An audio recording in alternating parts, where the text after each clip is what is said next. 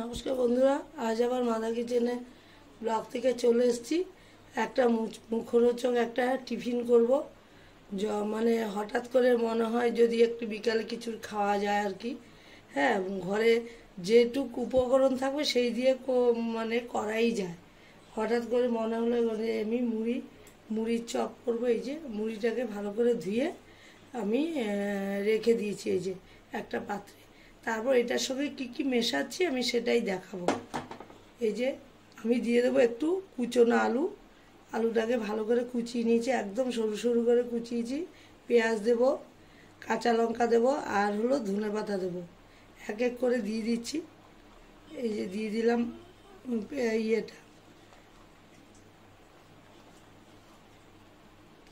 আলুটা।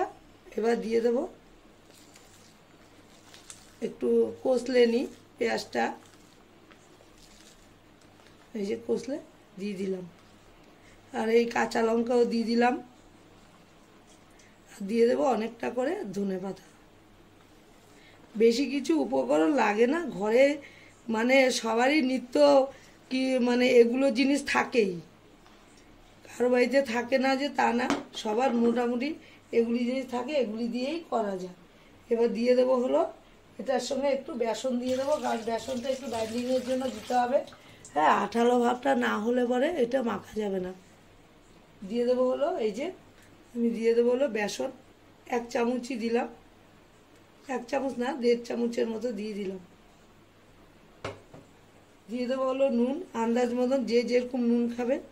অনেকে বেশি নুন খায়, আবার অনেকে কম নুন খায়, খেতে পারে না। এই যে নুন দিয়ে দিলাম আন্দাজ মতো। একটু হলুদ গুঁড়ো দিয়ে দিলাম, বেশি দেবো না, অল্প দিয়ে দিলাম। হ্যাঁ, এটা আমি মেখে নিয়ে তারপর আবার দেবো চালের গুঁড়োও দেবো, কারণ চালের গুঁড়ো না দিলে এটা তো মচমচা হবে না।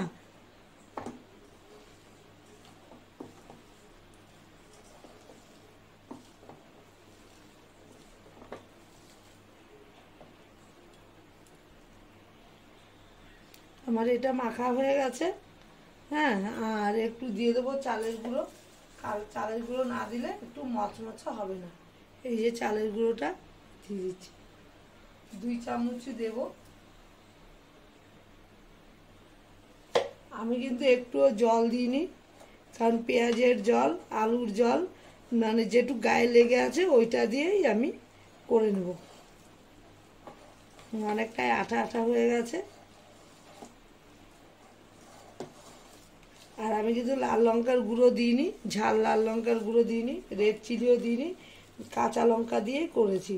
আর একটু দিয়ে দেবো ভাজা ওই ভাজা জিরের গুঁড়ো দেবো।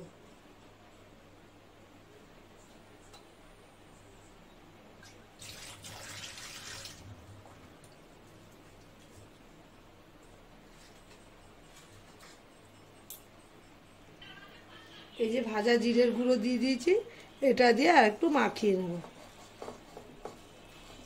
কারণ আমি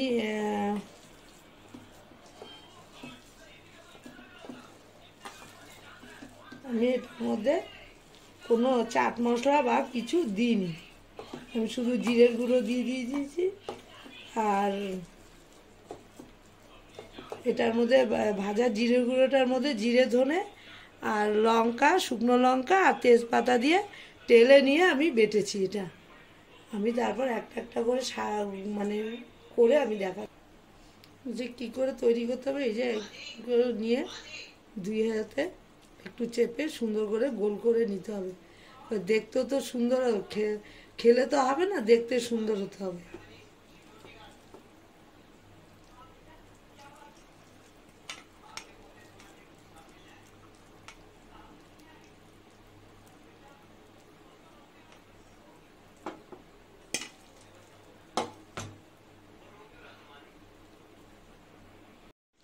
বন্ধুরা, আমার এই শেপ দেওয়া হয়ে গেছে। এই যে আর একটা কথা বলছি, এই মেখে কিন্তু সঙ্গে সঙ্গে করবেন না, একটু 2-4 মিনিট রেখে দেবেন, তারপর বাইন্ডিংটা করতে খুব সুন্দর হবে। হ্যাঁ, এই যে আমার হয়ে গেছে, আর তেলটা অলরেডি গরম হয়ে গেছে। এই যে একটা একটা করে এবার দিয়ে দেবো, সঙ্গে সঙ্গে মানে মেখেই সঙ্গে সঙ্গে করলে কিন্তু ভালো হয় না, আমি বলে দিলাম। আর 2-4 মিনিট রেখে তারপর করবে।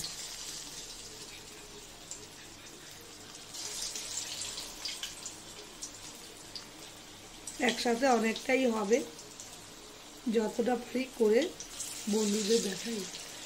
অনেকে তো আলু দেয় না, আমি একটু আলু কুচিয়ে দিলাম।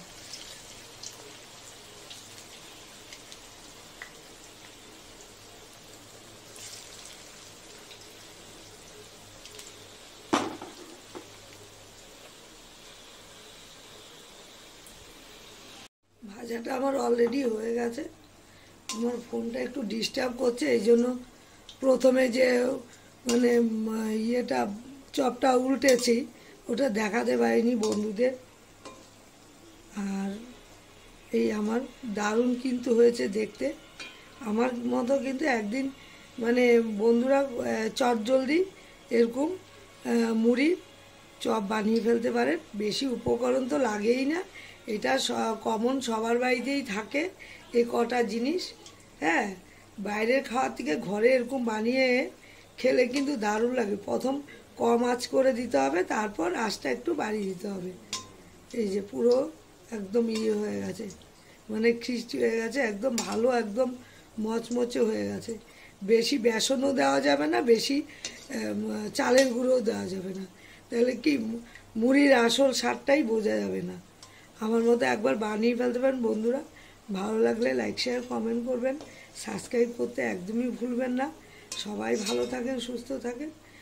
আর আমার মতো আমার রেসিপিটা হয়ে গেছে, আমার মতো একবার বাড়িতে বানিয়ে ফেলতে পারেন।